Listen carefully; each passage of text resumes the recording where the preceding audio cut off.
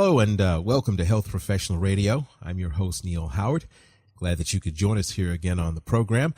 According to the Bureau of Labor Statistics, women make up over 60% of the PR industry, and jobs within the marketing, healthcare marketing, and PR communications industries are ranked as some of the most stressful jobs in the country. Our guest today is Wendy Lund, CEO of GCI Health. And she's joining us on the program to talk about some of the latest survey findings from the HealthiHer movement that talks about women aged 30 to 60 who work in these industries, communications and healthcare marketing, to find out why taking care of themselves often falls to the bottom of the to-do list. Welcome to the program. Thank you for joining us today, Wendy. Thank you so much. It's so nice to be here. Just a brief background about yourself. You're CEO of GCI Health. What type of company is GCI Health? Oh, thank you. GCI Health is a fully integrated communications firm dedicated to really working across the entire healthcare spectrum. So we work on all kinds of different healthcare efforts, mostly aimed at educating patients, physicians, supporting physician needs, et cetera. Now, I mentioned this movement, the HealthiHer movement. Talk about this movement. How long has it been in existing? How did it begin? Oh, great. I'm so happy to talk about this. Thank you. So it began about a year and a half ago. I was actually sitting in a Starbucks where I live in New Jersey and ruminating about the fact that women who specifically kind of entering menopause, 50 plus, 45 plus, were kind of left with no information because of the different changes that had happened in the healthcare space around, hormone replacement therapy, et cetera.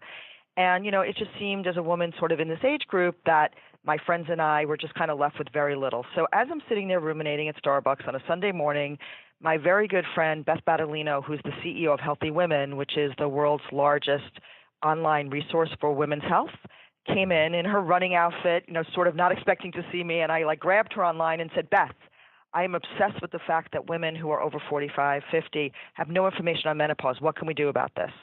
And she said that she had been having a similar thought to herself, but that actually there are women far beyond the 45 plus range that we need to think about, sort of these women in the middle, aged around 30 to 65, women who are very much, focused on their families, focused on their work, focused basically on everything but themselves.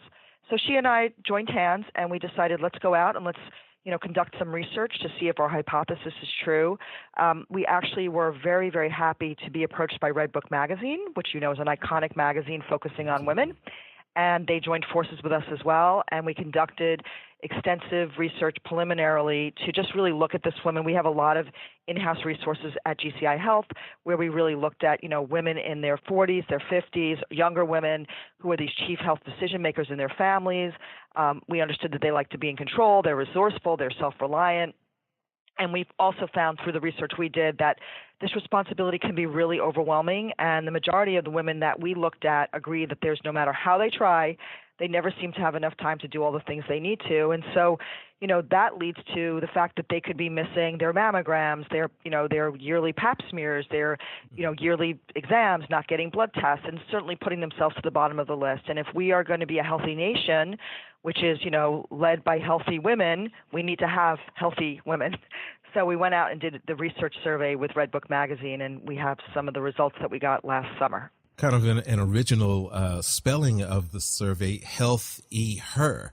Yes. What's behind the logo? Yeah, so HealthiHer. So the health, the Y is actually an I, so it's HealthiHer, capitalizing the her. And it was all about the fact, the play on words, that we wanted her to be healthier. And so we wanted to kind of have that play on words to engage women online. Just wanted to create something catchy so that we can create a hashtag. So we basically, our hashtag is #BeHealthiHer, and it kind of goes both ways. The campaign is HealthiHer, but we can also use the verb and say be healthier. Well, as far as the findings from this HealthiHer survey, what were some of those findings? Yeah, so interestingly, it pretty much validated what we thought we were going to get back, but we got such incredible feedback once we went online with it. So our first survey with Redbook Magazine was actually a survey of more than 1,000 women, and that survey revealed that over half of women, or nearly half of women, do not make time for themselves to focus on their health. That's a lot of women. That's if you kind of extrapolate that out. What else we found were that 80% of women, they just feel like they can't delegate their family's health care. So, if the kids go to the doctor, they're going with them. 40% felt that, delegating that health care would be very complicated, and 65% of them said this is really stressful. One of the interesting things that came out of this survey that I really was, very kind of taken aback by was that women felt that their health around their reproductive health, women go to the gynecologist every year. They felt that was something that was under control, that they didn't really need to worry about.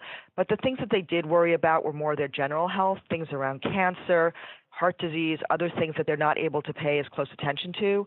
And then another astounding fact was that 90% of these women described their stress levels as moderate to high, and 40% of them had been diagnosed with anxiety or depression. So certainly an area that we need to focus more on as a country, because this is something that's sort of being swept under the rug, whether people don't like to talk about it or externally, it may still have some stigma attached to it. But we did find that there's a high level of stress going on among women in this country. I don't know. Do you think that maybe once you hit a certain age, you're not really worried about your reproductive health as opposed to some of the other things, like you said, cancer, things of that nature? Did you find that there was a big gap between seeking reproductive health information between women younger than the group surveyed? Yeah, that's a good point. I think where we really focused on was digging deeper into women who had been diagnosed with health conditions. So women who had been diagnosed with cancer, diabetes, depression, who would be in this age group. And we found that whether they were diagnosed with this condition or not, the majority of them were just less likely to make time for themselves to focus on their health. So this really, helped spring us into action and inspired us to really want to activate and inspire women to take better care of themselves and prioritize their own care. What is it about the healthcare communications industry, the PR industry? Are they unique as far as the stress levels and causing some of these problems that you talked about in the survey of these women diagnosed? Is it something about those particular industries? Yes, so interesting that you brought that up. So our first survey was really focused on the general population that we did in conjunction with Red Book.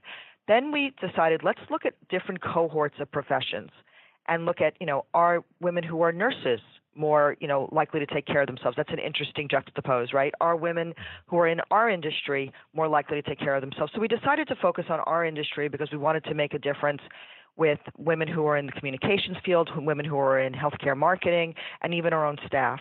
And, to your point, this is an industry that is very high at the stress levels. If you look at there's been some surveys done where you look at different industries, and it's actually shown communications and PR to be up there in terms of stress levels by being a pilot. So, it's just a very, very busy, dynamic environment. Healthcare is always changing. So you just never really know what one day is going to bring. And of course, when you're in a client service business, you're always on track to do whatever you can to, support those clients. So it's sort of like a triple play into why this may be a more stressful type of business. And as we talked about, women are more likely to work in this industry. It's, become many more women over the last 10 to 15 years, and women are entering now into more management jobs, which are also, much more stressful, or as stressful, I should say.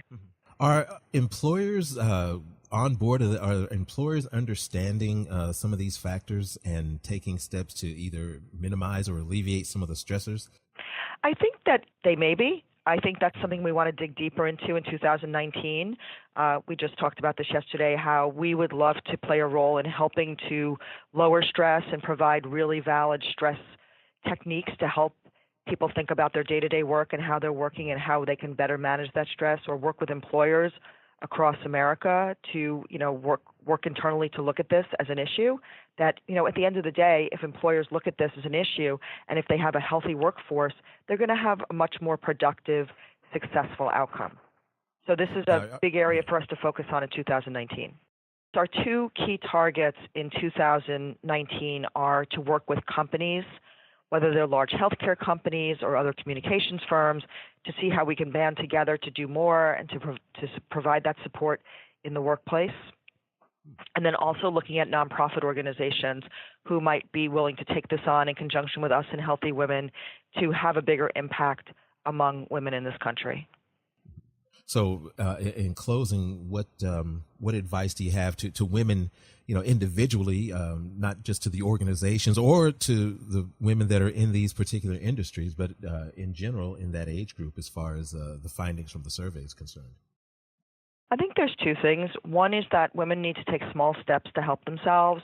This is not something that, women are going to make huge sea changes about in terms of their self-care and their health, but they need to take it seriously. They need to schedule those appointments and get their mammograms and get their PAPs and get their various exams done and make themselves a priority. And I think women need to have those mindsets where they say, you know what, today I'm making myself a priority. I'm going to make the appointment and I'm going to go do it, and not wait and not let something else come in between. And then the second thing would be to encourage them to, go to the Facebook page and actually make sure that they go on, because there are so many amazing tips on the HealthiHer Facebook page. And I think, we've had such incredible feedback from the page, and we want to keep adding to it, because one of the things that we've loved about this whole effort is that whenever we go in a room with women, wherever we go up on the Facebook page, women are sharing their experiences and their tips, and that helps that many more women be healthy. So hoping that women in 2019 will have a focus on being healthier. Is there a website where our listeners can go as well and learn some additional information?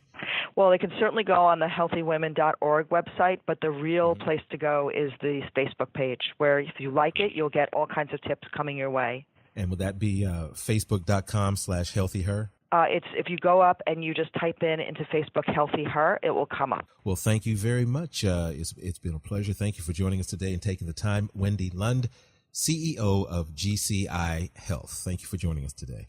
Thank you so much. Take care. You've been listening to Health Professional Radio, and I'm your host, Neil Howard. Transcripts and audio of this program are available at hbr.fm and healthprofessionalradio.com.au. Thank you for listening to Health Professional Radio. We're very proud to be an independent broadcaster providing our content free of charge to you, the listener.